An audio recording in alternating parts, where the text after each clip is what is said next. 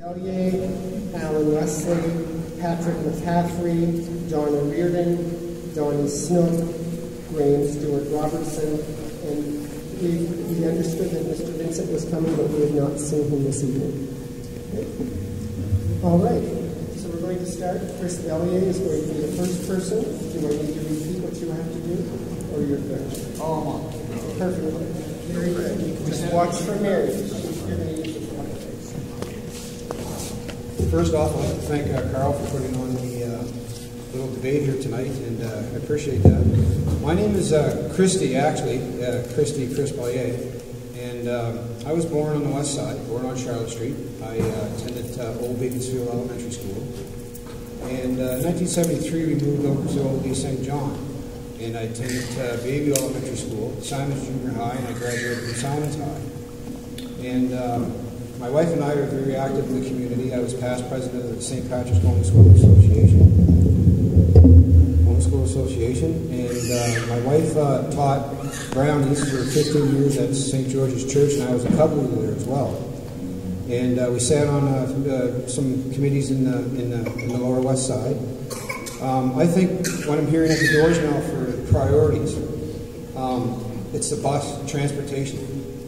I'm hearing that everywhere I go, especially out in Michael Crescent where they stop the bus service out there, and certain times of the evening people have to go down to Sodas to catch the bus. So that is one of the issues that I'm hearing most at the door. And then you're hearing the other typical issues such as potholes and road conditions and poverty issues, accessibility to food banks. And that's basically what I'm hearing at the door. To fix those issues, if elected, what I like to do is set up a committee to work with food bank people to revitalize or to jumpstart the food bank so that they can give people more food, make it more accessible to people instead of having people stand out in the cold waiting to get into the food banks. My greatest strength, I belong to Martin Yacht Club, and I was 6 years as race chairman. I also was on the Ernest & Young committee to set up the Ernest & Young Charity Regatta. So my greatest strength is organization, and because to be involved in those things, you have to have great organization skills. Tenacity, if I get an issue, I like to finish it off, and I like to be, if elected, I like to be accessible as a councillor. One of the reasons why I'm running is we had a plow van put on us over there on Tower Street, and it was both sides of the street. And I had a hard time contacting the two councillors that were in at the time. I never heard anything back from one. The other councillor, we wanted a ward meeting. He said, no, we can't have a ward meeting. It's too close to the municipal election. So I sent a letter to the mayor's office, and it got rectified. And all we wanted was to have alternate parking.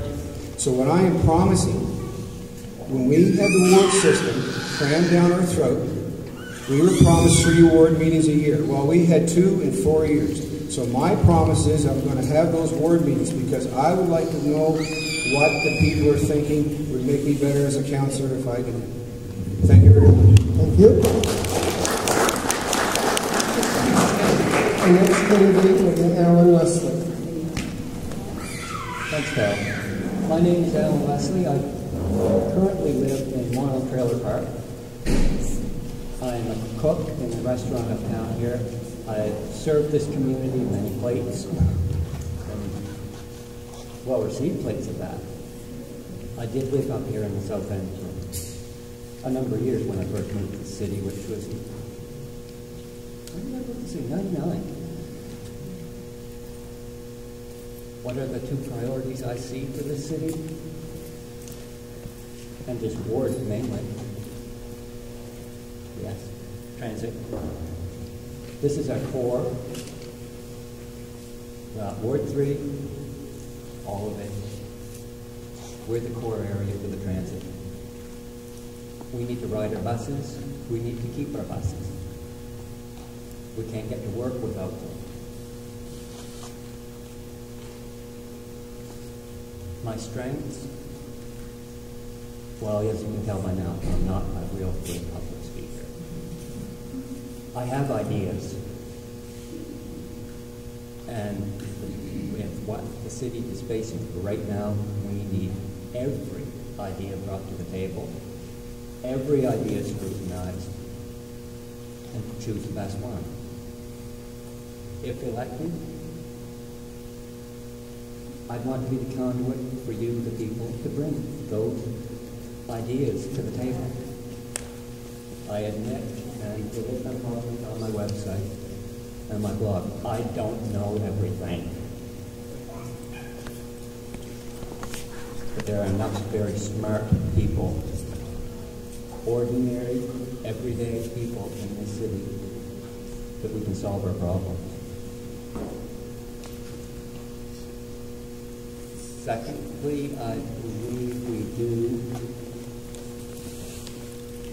need to work on poverty issues. And Plan SJ can work greatly towards that. If we implement Plan SJ in a thoughtful, tiered manner, beginning at the inside of the city and working outward, we can bring jobs to our more needy communities. We can bring a sense of community and neighborhood back to this whole city. Thank you.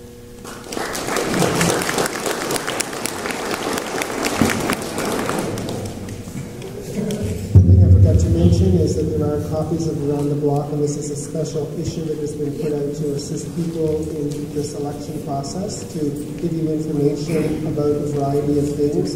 And so please take copies with you, and if you need additional copies, please let us know and we'll make certain that you get them. The next candidate for Ward 3 Councillor, Patrick McCaffrey. Thank you, Carl. Good evening. My name is Patrick McCaffrey. I'm running for this ward. I was born here in St. John. I had a military career, but first obtained a law degree from the University of Nevada. So got a master's in law from Virginia, specializing in international commercial law, which is what I did in the military in the Office of the Judge Advocate General, or the JAG. That experience gave me lots of opportunity to be involved in negotiations with foreign military forces and their civilian governments. I retired from the forces in 2003 to take a civilian job with the North Atlantic Treaty Organization of NATO in Europe. My wife and I lived there for 7 years. While there, I was the chairman of the Finance Committee, dealing with a $1.6 billion project over 10 years. I was also in charge of information management. Retired in 2010, we've come back home to St. John. My priorities: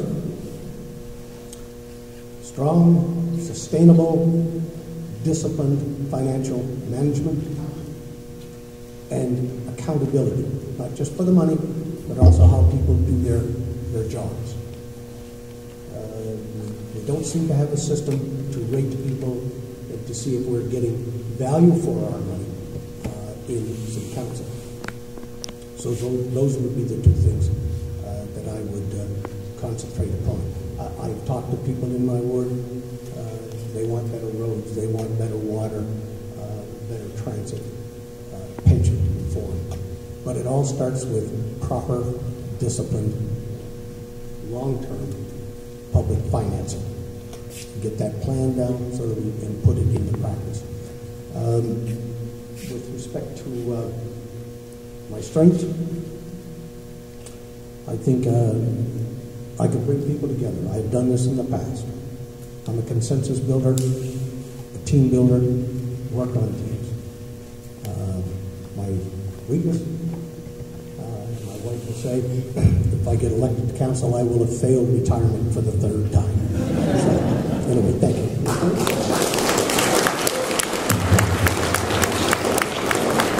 The next candidate is Donna Reardon. Thank you, Carl. My name is Donna Reardon, and I moved to St. John, New Brunswick in 1984, and I lived in Milledgeville for 8 months, and then I moved to my home on Germain Street, and I've been there ever since. I've raised 4 children. They've all gone to the school, and I've been active in the school. I've been active on a lot of student parent committees, the District Education Board, and so as far as the issues for the uptown, or I should say the issues for Ward 3, any issues really that are our issues will really benefit all of the city. And I've heard a lot of water is an issue, that's a no-brainer. The pension plan, that has to be fixed. One of my passions is actually transit, and I had an opportunity to sit on the transit as a commissioner and for 3 years. And I really would like to see a sustainable, reliable service for transit that you can count on so that it can be a choice for everyone. So I guess that's my big passion. Now, I'm interested to hear what, I'm hearing more, I guess, about transit as I go to the door and meet people than any other issue. My greatest strength, I'm going to say, is the passion that I think I have that I'll bring to the table. My biggest weakness for running in this ward is that I've only ever lived uptown. So my kids all played in LMBA on the west side, so I've been to the lower west side at Prince Albert School, which is gone now, and some of those other schools on the west side. So it will be, for me, getting out there and getting to the lower west side and getting out east. What sets me apart from everyone else here? I don't know everyone very well, but I have been described as a dog with a bone. And there are people in this audience who can testify to that. So if that's what you're looking for, a candidate who is like a dog with a bone, I'm your girl. Thank you.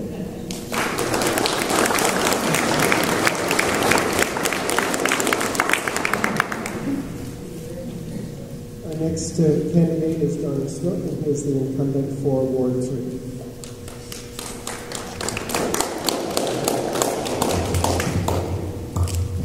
Thank you to my greatest supporters in the front row. I don't have buttons, but I do have a window sign that Hayden is holding up, and I know he'll behave himself and keep that low for the ladies sitting behind him. I am the incumbent, and I know that these last 4 years have been a time of great learning for me. I've appreciated the opportunity that I was given in 2008 to be your ward councillor. There were issues during that time, as you all know, that were challenging, to say the least. And some of them were neighborhood issues, and a lot of them were other issues that certainly were bigger than any one particular ward. And so the challenge of this last 4 years, especially for a new councillor, was to learn to listen, and then give leadership to the issues of the day. On the back of my flyer, as an incumbent, I guess I'm the only one that gets to do this, Mr. Turkey, Carl. On the back is some of the work that I gave my attention to while being a city councillor. And I know that'll be important as an incumbent for you to consider what I did with the 4 years that I was given. So I hope you will take some time to read that, and maybe some of the things that I did give my time to are some of the priorities and some of the things that you care about. As a councillor, that's something you have to learn to do. There's so much out there to be done, but you do have to pick and choose, prioritize, and that probably is one of my weaknesses, that sometimes it's difficult to focus your time on the issues of the day, and because there is so much out there to be done. Priorities. I like to think that I was a councillor that cared about quality of life issues in my ward, whether it's vacant and derelict buildings or youth programs, services, community policing, quality of life, transit, quality of life issues. But as you know right now, those issues have been somewhat eclipsed by the pension plan problem here in St. John. And this was a very tough 2012 budget, as we all know. And the number one priority for this next council, and every councillor, will be, make no mistake, fixing the pension plan. And there's been a lot of good discussion about how we should go about doing that. There are pension reforms that you know are currently underway. We're advocating for reforms right now, working with the superintendent of pensions. My time is up. Anyway, if you want to talk a little more, or if there's questions a little more about what you think my ideas are with regard to how to help with the pension situation, I'd be happy. Thank you, Carl.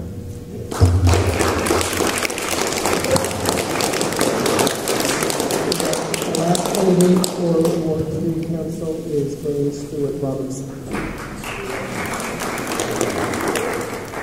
I'd like to thank Carl for that great introduction. My name is Graham. I'm a candidate here for Ward 3. I'm a resident of Uptown St. John. Grew up in Rothesay, moved to the city. I'm sort of the prime example of the young person who went off to university at King's, UNB, Memorial in Newfoundland for grad school.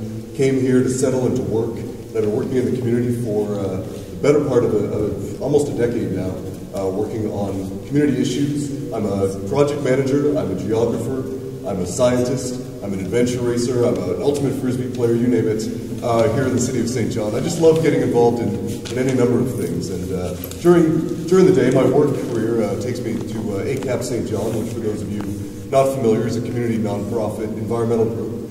And I've been headlining projects such as the Marsh Creek Restoration Initiative. It was actually just this morning, as a fun sort of aside, that I was literally knee-deep in the sewage that runs through Marsh Creek, Courtney Bay, getting some baseline scientific data for harbor cleanup coming up next year, which was a file that I helped work on over the past several years as we move forward, and hopefully next year a lot of that smell is gone. And that really feeds into some of my priorities, because really I look at two things as primary issues here in Ward 3. It's livability, something I'll explain in a second, and growth. And livability is something that I like to use as a word to encapsulate pretty much everything that you work on, or that you see, or that you interact with on a daily basis. It could be your streetscape, how it interacts with the sidewalk that you walk on to get to work, or the street that you use. It could be transit. It could be the cleanliness of the water that you drink when you wake up in the morning. It could be, the sewage outfall, like the one I mentioned earlier. It could be the parks that you use, the school neighborhood, how safe, you feel walking home late at night, that sort of thing. And all of those issues are interrelated. They seem like separate silos sometimes, but we have to look at them as something that's unified, something that we can find common solutions to that really help our city run more cost effectively, and look at the best practices from around the world to help solve these issues, not one at a time, but together. Something like dealing with flooding on the east side, which is something that I do, while also providing recreational opportunities, perhaps by creating parkland or a winter ice surface at the same time, and also linking together existing parks, creating solutions to problems like potholes by looking at them that way. The other issue is growth, which I think I'm a prime example of someone who will understand that, how to retain our youth, how to get them back, and to attract other people from outside, immigrant populations, how to really grow our tax base through density improvements, through growth in population overall, and that sort of thing. And I think when it comes time to look at my greatest strength, it's really looking at those opportunities in what situations might ordinarily seem bleak. It's like this morning when I was knee-deep in Courtney Bay, and you look down and you see the sheen of pollution, you see the floating waste going by, and everything seems bleak and desolate, and you wonder how anything could survive. But underneath that, there's a community that lives there. There's the fish, there's the birds, there's the wildlife that call that place home no matter how gray, no matter how bleak it seems. And that's really what St. John is to me. Thanks very much.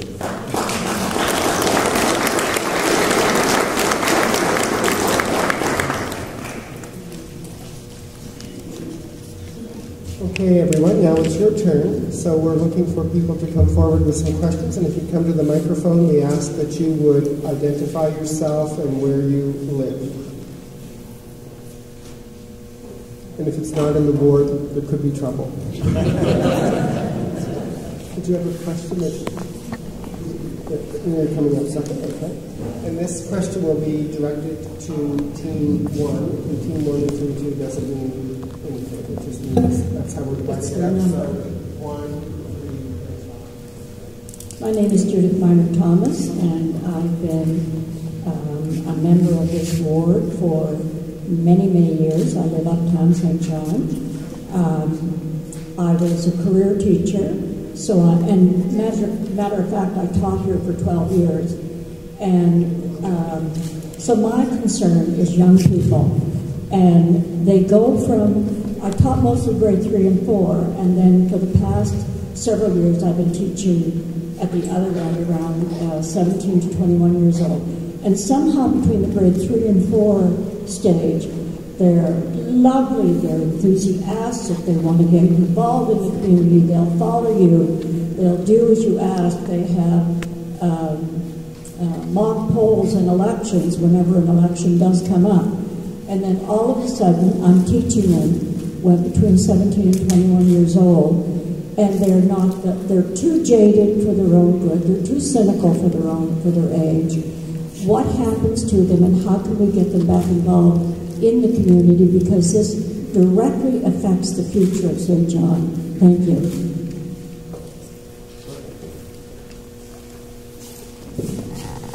Community centers. To make it simple, we have to maintain, we have to get more involved in our community centers. I'll use the Lower West for example. We have the Crowell Community Center down there. I have 4 children, and they all went to the Crowell Community Center.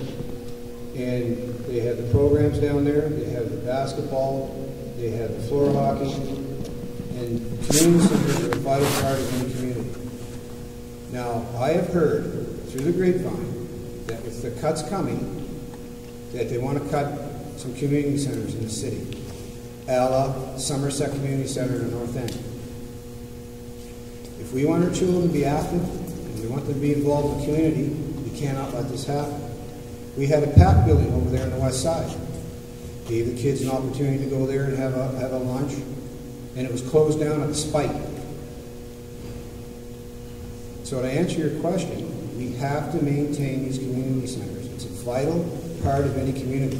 If we want people to come back to St. John, to move into the city, and we don't have proper recreational fields, we don't have proper community centers, we're closing down PAC buildings, then that is why the children are becoming cynical, and that's why they're having a hard time in the city. You go out to Quispamsis, they got all those amenities out there. And again, I'll repeat myself. I have heard through the grapevine, not through the grapevine, I was to the last council meeting. And part of the last budget, they wanted to cut community centers. And we had one councillor saying, oh, well, we should cut more ball fields and hockey rinks.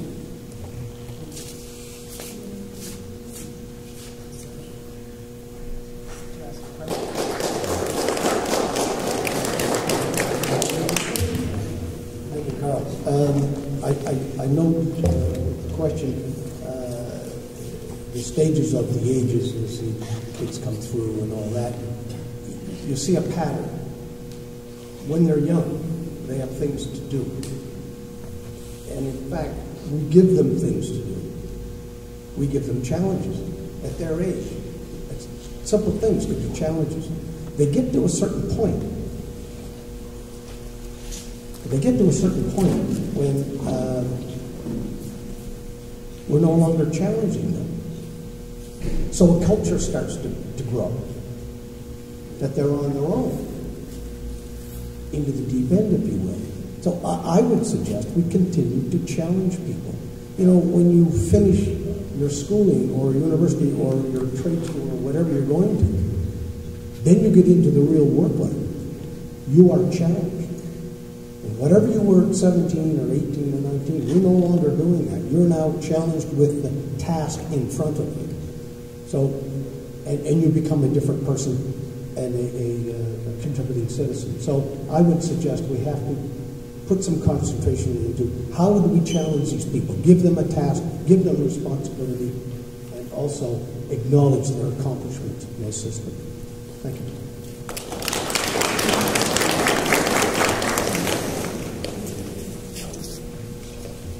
If I understood the question, it's kind of centered around how to connect youth politically to encourage them to be. Okay.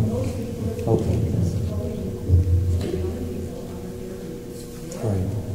And that's a challenge. We know that, and statistics will tell us that it's hard to get youth, younger people involved politically. But I think what is critical is that we give youth an opportunity now to have a voice. Try to bring them in. Maybe, I know the real push is always during election time, get out to vote. But what about the rest of the year? There's got to be a way to pull young people in all year long to say, your ideas matter all year long, not just to select a council member or a mayor. One of the things that actually our current mayor mentioned a couple of times about how there used to exist a youth advisory for the mayor. I'm a real advocate, actually, and have mentioned it several times. And I believe it would be something that this next council, if they should decide to give youth more of a chance to have a voice all the time, is to establish a youth advisory committee for council, not just for the mayor. Just to have youth in our community, just to give them the opportunity to give input. Maybe it's to say to the already existing agencies, boards, and commissions, maybe we should be giving a couple of seats on each of those ABCs to youth, so that they can become more involved. And I think I think that honestly is a big part of the answer, to make sure that they are given the opportunity to be involved and have a voice, not only to get out and vote, but during the whole year. So I've actually made that a part of, as I was thinking about the next 4 years and some of the priorities of the next council, that is one of them, to allow youth an opportunity to have a more active role all year long. And then that may inspire them to vote. Thank you very much. There are the three candidates that did not have the opportunity to address the question. Is there anything new, interesting, or unique that you would like to add to the discussion?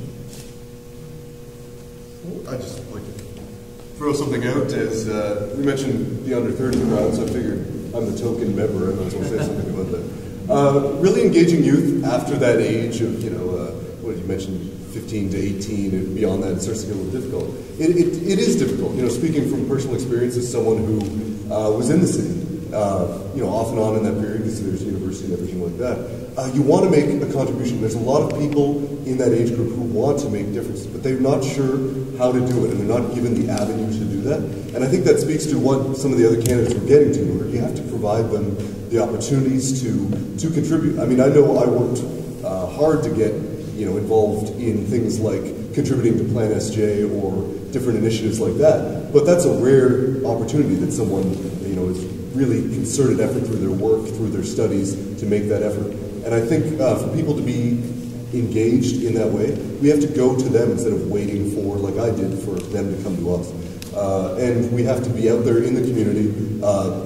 Things like youth councils, things like engaging them on their own level using newer technologies even. Having that ability for them to interact using their cell phones or using social media methods like that. It sounds hokey and technological, like it's some new age thing that everyone's jumping on the bandwagon of, but it actually will potentially make a difference to engage those youth that use those kinds of technologies and those kinds of windows on a daily, hourly, or minute-by-minute basis.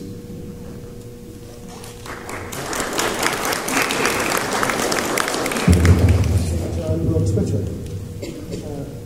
Okay, we have another question.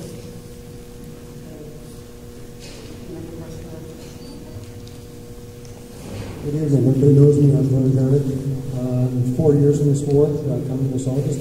And my question is about non-government organizations. I noticed that this past council, because of the difficult budget, that they've been cutting out organizations, be it the Seniors Resource Center, they cut back funding on that, and all those other organizations. If you perchance get elected to the next council, will you ensure that that comes through? How do you see doing that? And we have the three partnership right now, federal, provincial, and municipal. Why don't we try to get that for all these organizations? Because right now, I'm getting calls from people that used to get funding from the city, and now they have to do fundraising, so we're taking away from people that have humanities, and we have to go out and do fundraising. So we need your support, and we'd like to know what you're going to do.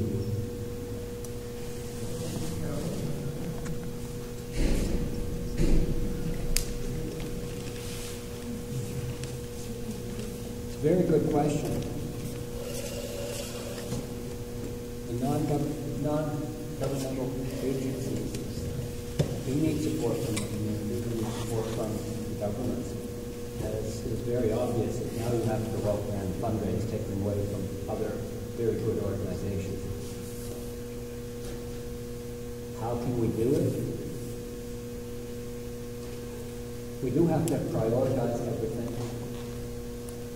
Every dollar that goes out of City Hall does need to be prioritized. I'm not saying bang for buck. Where do we have to put the money?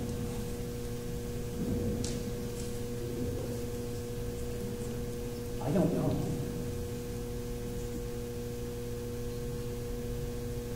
That's why groups like yours are important. You're in touch with those groups that some of us, even counselors,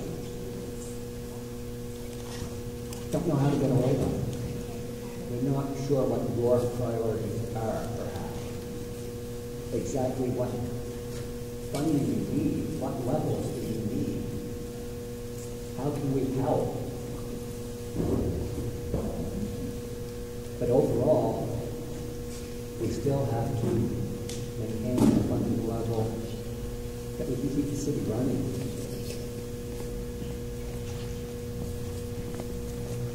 Our seniors are extremely important to us. They gave us this city. Our youth are just as important to us. We're handing it off to them. We have to manage it now. Carefully, thoughtfully, and financially accurately. We can't hurt one to help the other.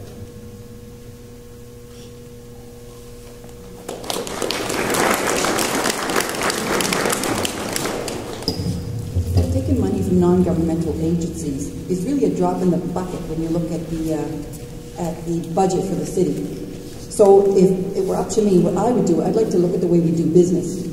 And it was interesting to me on Tuesday night when I was here, actually, and Mayor Cord said that as far as the water goes, he said that residential is using 9% of the water and paying $12 million for it. And that would leave 91% being used by commercial and industrial and paying $14 million for it. So, like, I don't know, I graduated from elementary school, like, that's not making sense to me that we're paying 45% of the cost. So I'd like to see big business pay its share in these situations, and then we would have money to do business with these non-governmental agencies that need our support. So I'm suggesting we look at the way we do business. I just think it's not making sense right now, at least to me, and you know what, I don't have all the answers, but I do say I'm willing to investigate the options and see what's going on. Thank you.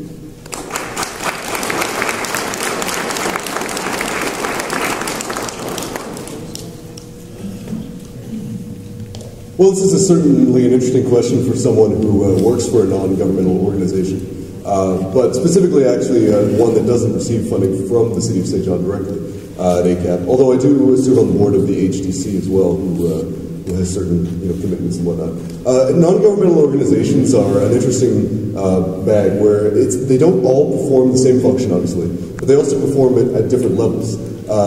There's those that provide what are essentially, to use the word again, essential services, and those that provide somewhat superfluous or sort of extra niceties in the community. And that's not to say that they're any less or any more important one way or the other, but what it means is that certain organizations actually provide a better cost benefit by running that way than through if the city did it themselves or any other government level did it themselves. Just as an example, there are certain federal offshoot agencies that run as NGOs that actually return more in tax revenue to the federal government than they cost the federal government to implement. And by doing things from a bottom-up approach in the community, they are actually more effective as well as being more cost-effective. And so what I'm getting at is that as a city, we need to start to look at every organization that we're funding in such a way, and start to identify those that are doing good, effective management, those that have annual audits to make sure that they're being run in a financially responsible way, and that the money that the city is giving them is being taken care of and going to where it should be, in the community, back to the taxpayers, back to those who are footing the bill. And those services that are providing a better cost benefit than anyone else could, and it's an essential service or what have you, then absolutely that's something that we need to prioritize. But we need to see proposals from these people. We need to see their budgeting. We need to understand fundamentally, is the business case there to make these work? And yes, they're community organizations, and I love the community as much as anyone else. But we have to be responsible, as other people have mentioned, to make sure that our dollars are not only, getting one-to-one, but sometimes maybe even paying off dividends for the community socially, economically, environmentally, sustainably into the future. Thanks a lot.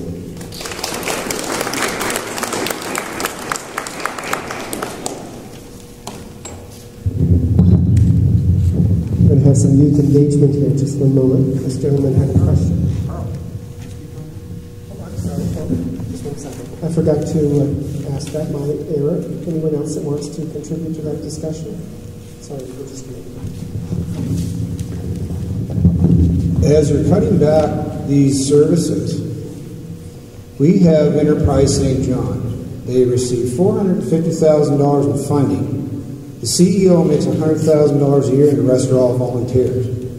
And I've asked many people, what do they do?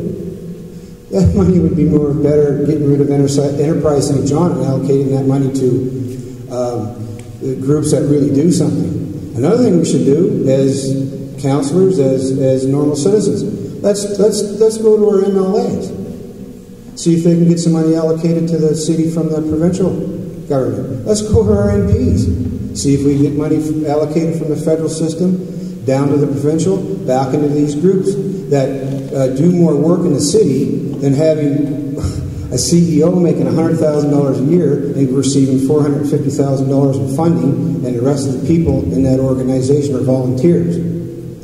So we talk about wanting to be fiscal and wanting to cut back, but yet we give organizations that type of money. And really, if any of you guys here can tell me what Enterprise St. John does after this meeting, come and tell me.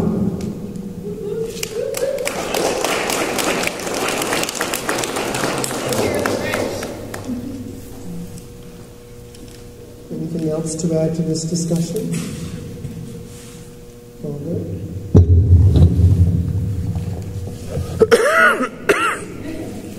Hi, my name is Adrian Anderson. I'm in New Jersey. We live in the South End. This isn't a question, this is more of a statement, but if Donnie Smith wasn't elected, our hearts would be broken. And do you guys really want to break some two little kids' hearts? Really? Can I answer that statement? Ask yourself that. Do you really want to break two poor kids?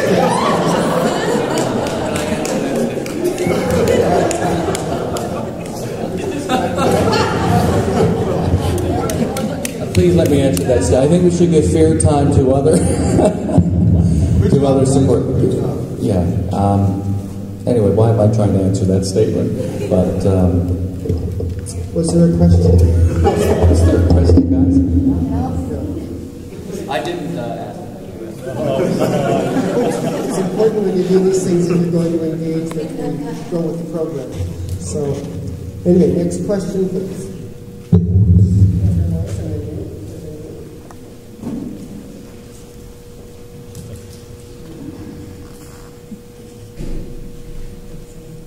My name is Catherine Ferris. I'm a volunteer at the school, and I advocate for the families and the seniors in the South Bend area.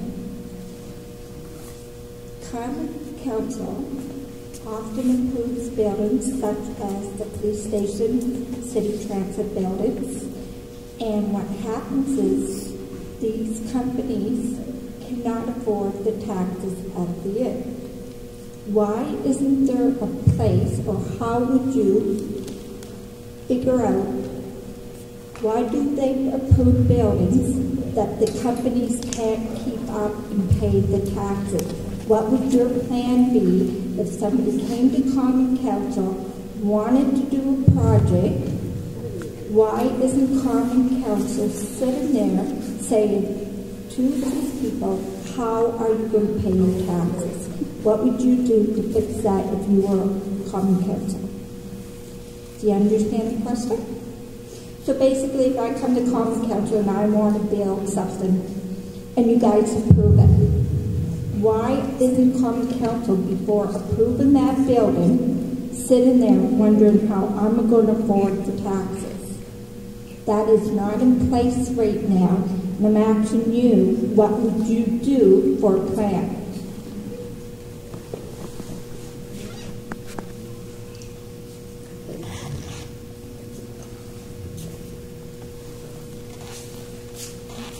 Municipal politics doesn't really, to answer your question, I'll try and answer it as best I can. It's more of a provincial thing. The tax rate is basically set by the province.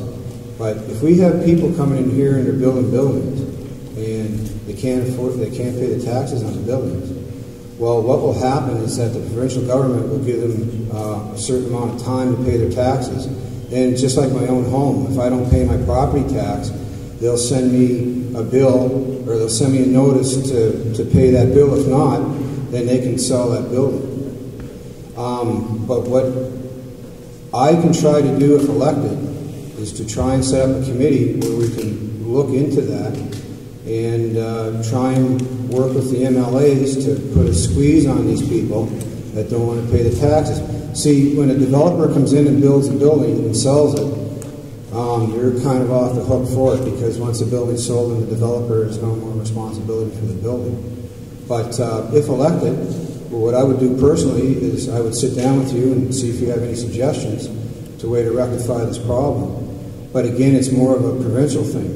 And now, if they're building something like the bus station, then they should be paying their fair share of taxes and not walking away from it.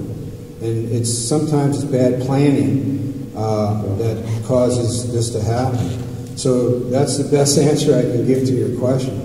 Thank you.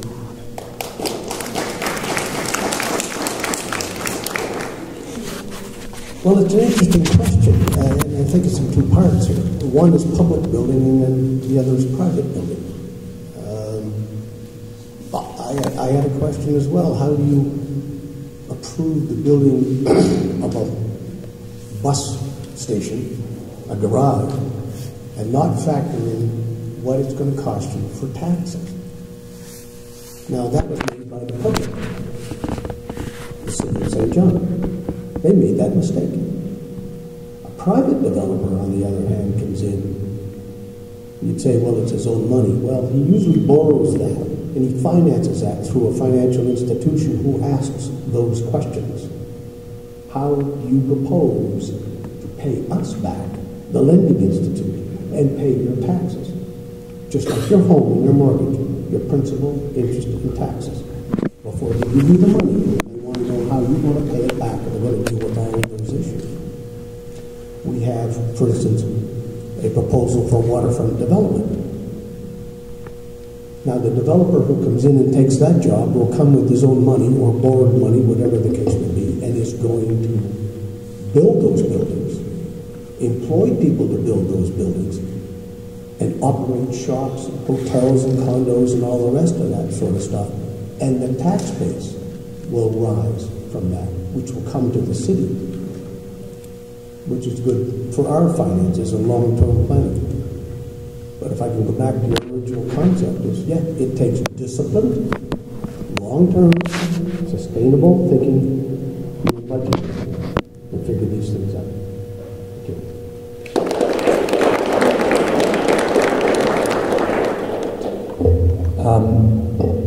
You mentioned in your question the example of transit.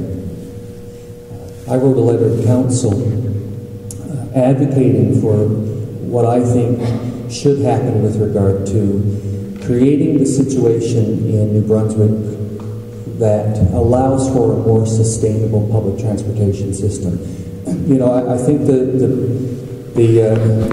buttons that are going around, restore funding, absolutely, that there's the city's part to prioritize where we put our money. And we know what bus service costs, and we need to be able to prioritize transit as being one of the essential services here in this community, and we need to do everything within our means to commit the level of funding necessary. But with regard to the province's part, and I heard Chris talk about our provincial counterparts, I also believe in the advocation for progressive tax reforms with regard to transit. I think we're the only province in Canada that really has what I describe as punitive taxes for public transportation. We should be eliminating the tax on fuel for buses in this province. We should be offering relief on property taxes for transit-owned facilities. We should help create innovative solutions and strategies with regard to promoting a more sustainable public transportation system in New Brunswick. So the province does have a role to play. And so with regard, Catherine, to property taxes on the bus garage, for instance, I really believe we need progressive tax reforms where we are not taxing public transportation public transit buildings. Now, I believe the other part of your question was with regard to the community buildings in the priority neighborhoods? No? Okay.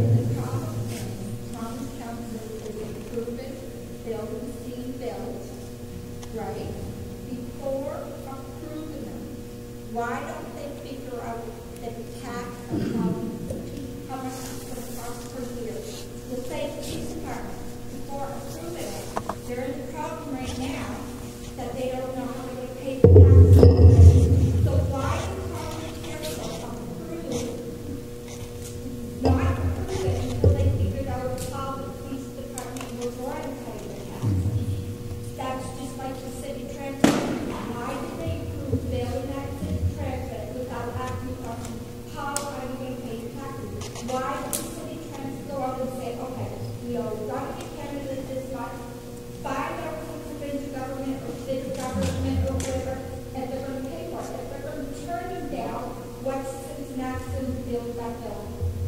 And that goes with the police department as well. Before you guys approve the police department, you should have said to the police department, find out if they're going to help pay for those taxes. If not, you know that they're not going to be able to have the provincial government helping them, then, you know, why approve? So My question is, what plan do you have to fix that situation? I think that what we'll need to do is maybe have the opportunity to discuss this individually at table sessions with the councillors. You've answered already, haven't you, on this one? Oh, yeah, I apologize for all that. All right. Anyone else have anything that they'd like to say on this issue? Donna Reardon? I'll just briefly say about the parking garage, since I sat on transit when it was just before it opened. The parking garage is an expensive facility, but it was a facility that was needed. It has hydraulic jacks over there for their mechanics before they were working in pits. It has a booth to paint the buses in with proper ventilation for them. So there was a lot of work hazards in the old building. We needed that building. They sold the old building, and there's big development on where the old building is, and they're making a fortune now on the taxes of that old space because that's Sobeys and all that's all in there. And if they can't, the public transit is a non-profit agency. I don't think they should be paying taxes personally on that building. And the no-brainer and easy fix to it, and I am not a Philadelphia lawyer, would be to deed that property to the city, because city property doesn't pay taxes. Harbor Station doesn't pay any taxes. Aquatic Center doesn't pay any taxes. There's all kinds of places that don't pay taxes. They don't have to. So, and I guess part of that taxes that St. John would pay, I don't know what portion of it would go to Fredericton. So you know, to me, it doesn't make any sense. I say deed the building to the city, don't pay the taxes on it. We need the transit facility. It was a $24 million facility. It's going to take us, you know, another 50 or 60 years. We only paid 10 for it because we got grants at the time. There were green grants available for transit from the feds and from provincial. So it was a good deal for us. Thanks.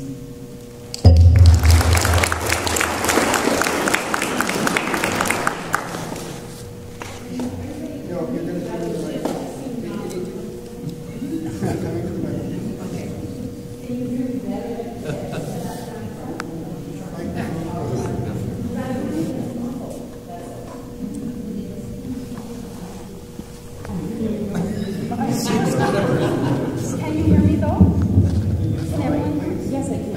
But I'm going to face you because what I find is that when people are speaking that way, then you can't hear them.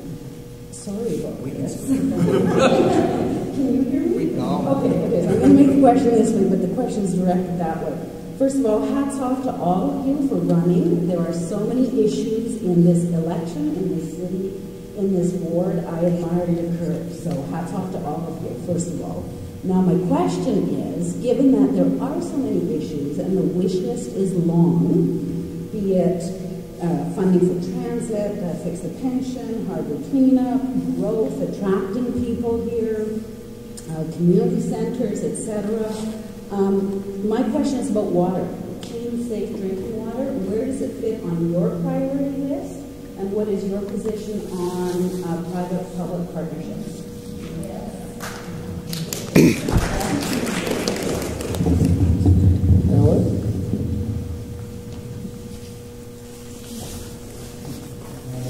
Thank you. One question.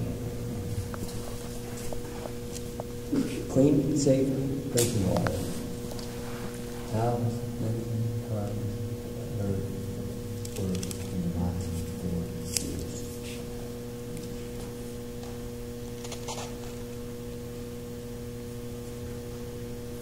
I would like to reword that. Cleaner, safer drinking water. It's very important. It's the lifeblood of the community. A person can't live over 4 days without water.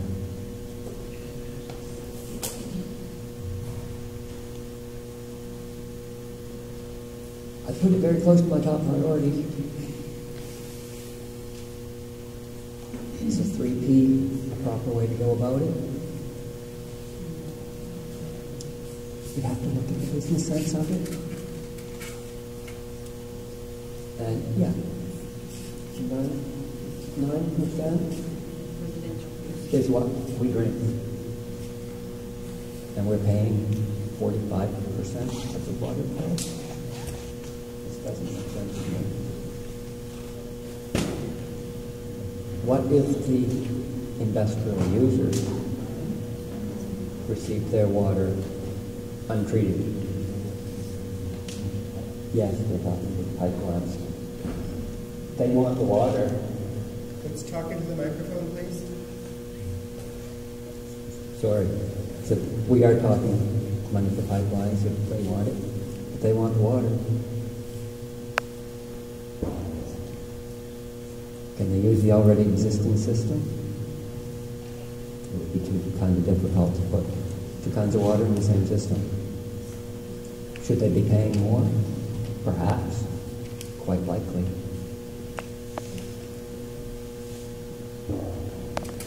A partnership deal with it.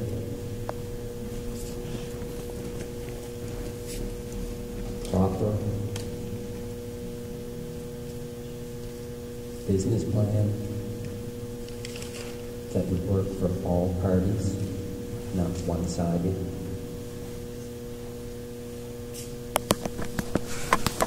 It's a possibility.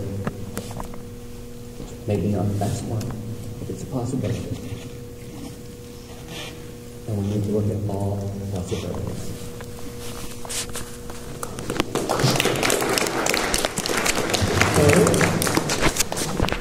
Quality drinking water, everyone wants it. It's a no-brainer, and we need it. Just heard on the radio tonight that some of the uptown schools have lead in their water, copper in their water. The kids are going to be drinking out of bottled water. Who knows whether this stuff is safe or not? They say the plastic leach toxins. We need to look at drinking water. It's definitely an issue. As far as the public-private partnership goes, I don't know a whole lot about those. I know they haven't really worked in St. John. I would like to look at a business plan for that. As far as 9% of residential water being used for residents, and the other 91% being used by big business and them not paying their fair share, I think we sort of have a public-private partnership in some ways there where we're sponsoring the water for big business. And I don't want to be down on big business. I just want to see, we need big business, but I would like to see them pay their fair share. So I'd have to investigate that, the P3s, but water is on the top of everyone's list of priorities, and it's going to happen. Thanks.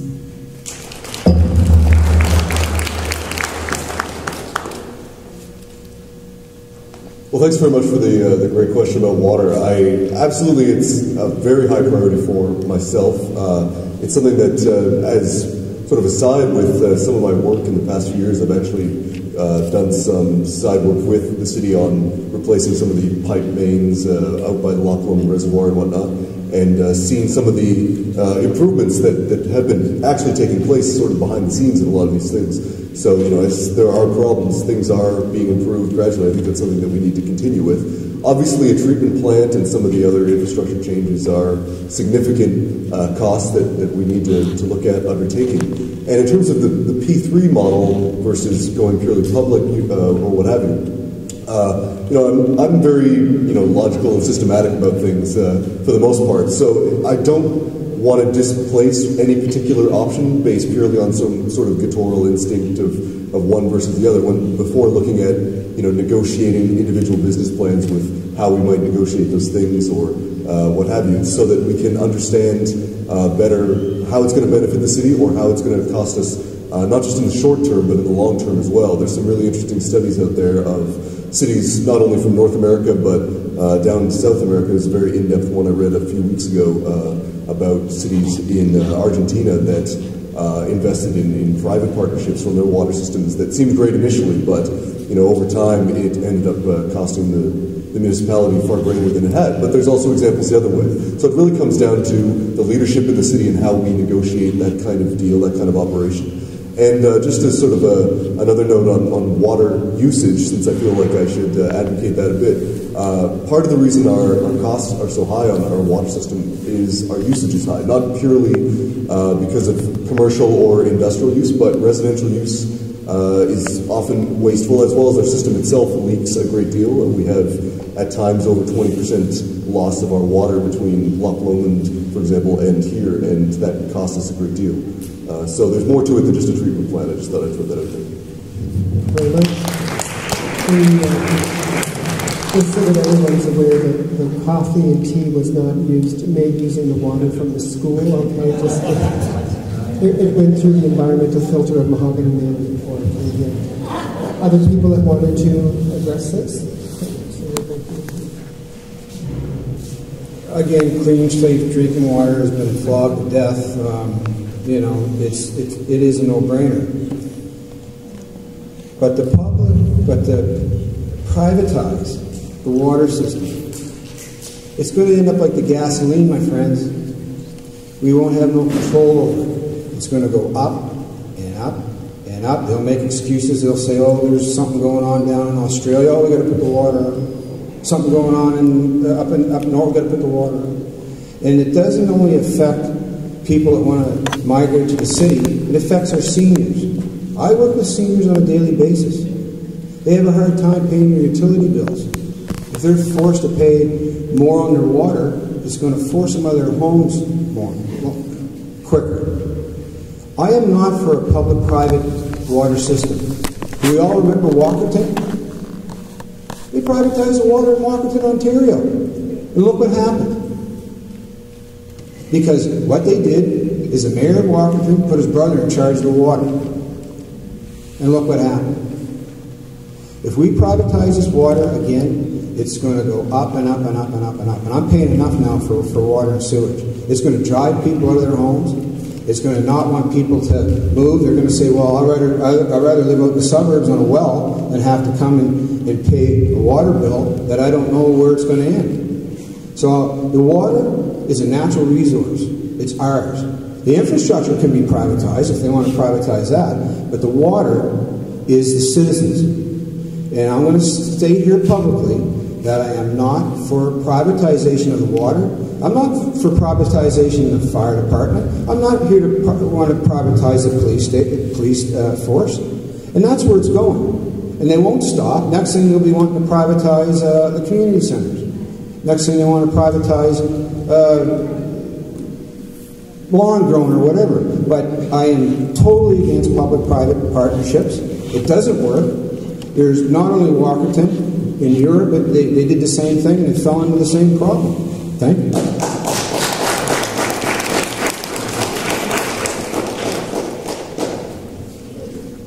A key priority, absolutely, as the other candidates have said, is providing clean, safe drinking water, but the key will be providing it in an affordable way. I mean, this is going to be critical. We know that rates are on the rise. So how are we going to deliver clean, safe drinking water in an affordable way? Someone mentioned seniors. We don't want to be providing clean, safe drinking water and at the same time driving people on a fixed income out of their homes. So this is a huge challenge. Conservation is very much a part of the plan. Trying to reduce water usage. One of the suggestions is water meters. Now, whether or not that is the way to achieve people to conserve their water, I don't know if that's true. And we are looking at examples of people that have installed water meters and how it's affected them by the way of what they're paying and the amount of water they're using. Part of showing due diligence is exploring. You have to, actually.